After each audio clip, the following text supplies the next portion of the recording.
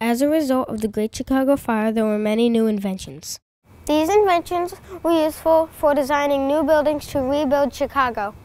One invention was steel. Henry Bessemer invented a way to turn iron into steel.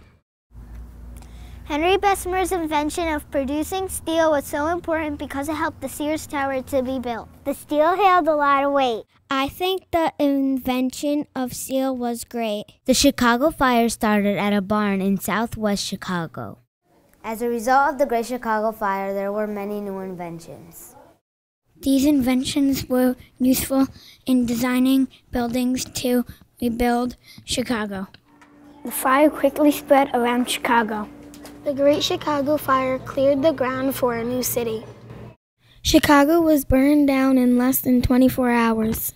Chicago began rebuilding shortly after the fire in 1871.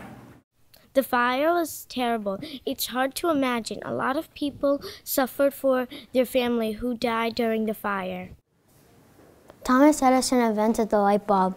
The light bulb was made in 1881 after the Chicago Fire. There are some light bulbs that use less energy to save power and money. As a result of the Great Chicago Fire, there are many new inventions that are useful for designing modern buildings to rebuild Chicago. Within several years of the Great Chicago Fire, the first skyscrapers were built. Today, Chicago, like many cities, is a city of skyscrapers. At first, the skyscrapers were only 10 stories tall. 1974, the Sears Tower was built. It is over 110 stories high. William Lee Baron Jenney brought many inventions to build the first skyscraper. Skyscrapers have changed the way people live and work.